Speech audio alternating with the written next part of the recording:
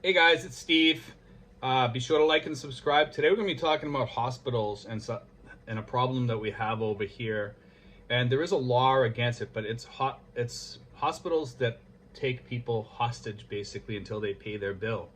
And some hospitals have been known to hold people for 10 days or more before they pay their hospital bills. And this practice still goes on because the fines against people that do this are very low. And if let's say somebody goes in for a heart issue or something like that in a major hospital, and then comes time to pay the bill, and somebody has a bill of, let's say, 1,000,000 pesos or 2,000,000 pesos or 2.5 million pesos, a small fine of, you know, maybe 40,000 pesos or whatever it is. I don't know what the exact fine is, but I know it's very small. And that's nothing for the hospital. They'll just tack that onto the bill some other way. But anyway, the way this thing works is there is a law from holding you hostage in a hospital. And that law does protect you, but you do have to meet certain criteria, okay? Key word, you have to meet certain criteria. One of those things is you can put your deed up as collateral, which most expats don't have a deed, but their wife might have a deed, or you may have a mutual deed or whatever.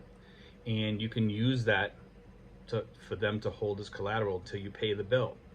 The other thing is you can sign something with them stating that you will pay them over time, but you must have another co-signer, which could be your wife or your girlfriend or a friend or whatever. Most people will not sign these. I wouldn't sign them, not even for my best friend, because you don't know what's going to happen. If that person dies because they are sick, and they might have just got over a major illness, and sometimes things reoccur and they could die, and you could be stuck with a major bill. So I don't tell people sign. I always tell people, don't ever co-sign for somebody. I don't care if you're a Filipino or an American. You never ever co-sign for somebody, because you usually get stuck with the bill. Okay. I've been in a hospital before, and some of you people have heard this story before. I was in a hospital for foodborne illness, okay? And I was very sick, and I just wasn't getting over it. I was very weak. I decided to check into the hospital, and I went in there, and I was in there for 2 days. And what happened was, I come out of, they said I was all set to go home. And they asked me first, do you want to go home? And I said, yeah. They said, we'll go down the bill payment and pay them down there. I says, okay. So I went up to the window. I started talking to the lady. And I told the lady, I says, listen, I got to run out to the ATM machine. I says, I'll be right back in 2 minutes, and I'll pay you, And she's like, no. She's getting all like antsy that, that I was going to cheat her or something. I says, well, listen, I says, I need to go to the ATM one way or the other. And she's like, okay, no. And then she's calling the guard over to like block me. And I says, what are you going to do? Shoot me in the hospital? I says, that's going to look really good, having the guard shoot me in the hospital because I want to run out to the ATM to pay you your bill? And she's just like looking at me, sir, you can't leave the hospital until you pay the bill. Like, I said, well, okay, I'll pay with a credit card. Well, our credit card machine's broken. Well, they're making it harder and harder for me to pay the bill, because I can't leave to pay the bill. How can I pay you the bill if you won't let me leave? And it's like, so I'm telling the guard, I says, if you want, you could shoot me right there. I says, if you really want to. I says, because I'm going to go out to the ATM and I'm going to go get my money. Finally, my girlfriend broke in. She had the money, and she ended up paying. But I didn't want her to pay. That was the point. I wanted the hospital to at least let me go out to the ATM, which they should allow you to do. Some hospitals do have ATMs. Usually what they'll do is they'll have a guard walk down with you, okay? And they'll make sure that you don't skip out of the hospital or something like that while you're going to the ATM. This is the way it works in the Philippines, guys. But here's the other thing. A lot of these insurance companies, okay, will work with these hospitals. And when you come here and you pick a local hospital that you want to work with, make sure you go down there and talk to them. Say, well, listen, will you accept this here? Will you accept this insurance? Or ask your insurance company if they have a deal with that hospital or whatever. Uh, the the Pacific Cross that I work with works with a lot of hospitals. Some they don't, but they have an access card that pays directly to the hospital. Okay, and that's why I recommend Pacific Cross. But Pacific Cross only covers you to a certain point, depending on your policy. If you have a peso policy or a dollar policy, and I believe the dollar policy, I don't know if they have the access plan, I mean that plan that pays the hospital directly or not. Some might. I don't have that plan, so I can't tell you that. Okay. Also, Pacific Prime is the other company that gives you all these different expat insurances, but some of these you have to get paid, and you have to pay the hospital. And this is where my plan comes in for having emergency money, guys. And when I say you have emergency money, okay, what you do is you have, say, an ATM, and you hand the hospital the ATM card, and they can take it directly out of your account. Or you have a credit card, and you can pay off the credit card with your emergency funds. Now, I always tell people it's always great to have a credit card over here, okay? That's a really, high credit card, has a high credit limit, and never use it.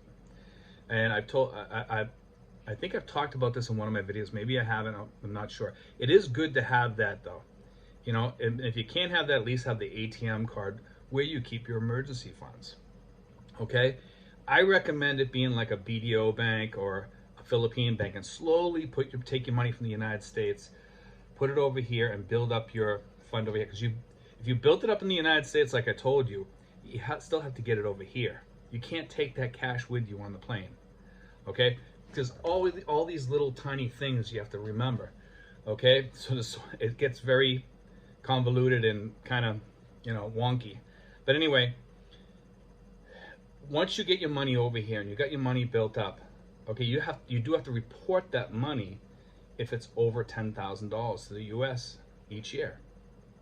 Okay, so you have to report it, that you have it outside the United States in an account over here, which it's okay, but it's best what I do to get around that. Okay, if you do want to do it that way, that's one way of doing it. You can have $10,000 over here in BDO and have $20,000 back in the United States, and just have your money, your ATM or your bank account back in the United States, and use that to pay your credit card. Okay, when you use your credit card, and that's another way to do it also. Or you can pay them with the ATM from the United States.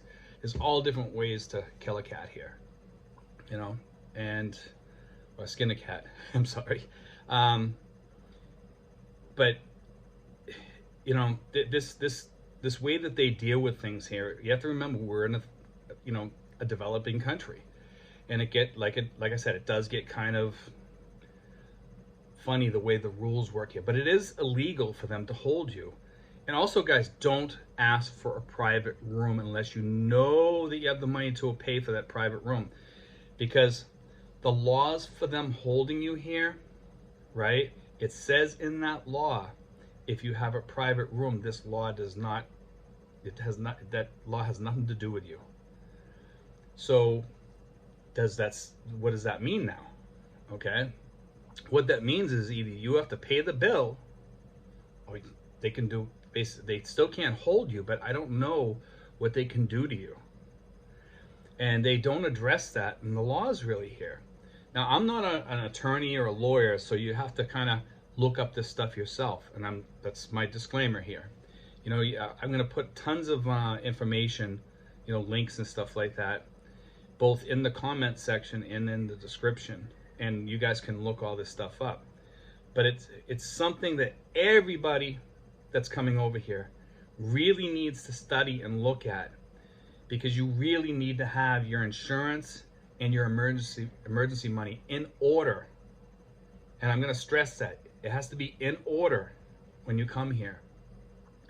Because if you come here and you don't have an emergency fund, and you don't have your insurance, your health insurance in order, then you're taking an extreme risk. Make sure you really think out what you're doing when you get here, because this is the thing that makes or breaks most expats, is sickness. Okay? And I'm worried about people that come over here and don't have something they say, well, I'm healthy. You know, I don't need that. I'm too young. You know, I'm 79 and I've never been sick in my life, and I'm not worried about getting sick now. And I don't need this. You know, like I eat healthy or this or that. You never know. You know, and don't think that Phil Health is going to help you, because Phil Health only covers to certain points with expats. They don't cover everything. So for you people that just need the basic insurance, but you want to have pretty good coverage, I recommend Pacific Cross. It's fairly reasonable and cheap. They do have plans for older people also. But go to Pacific Prime if you want to have a better healthcare, but you got to have the money on the side to pay till your insurance pays you. Okay? So you can talk to the hospitals here, or talk to your company that you're going through, and see if they'll pay directly to the hospitals, and then ask the hospital. They'll let you go if they get an approval or something like that from these insurance companies. Okay?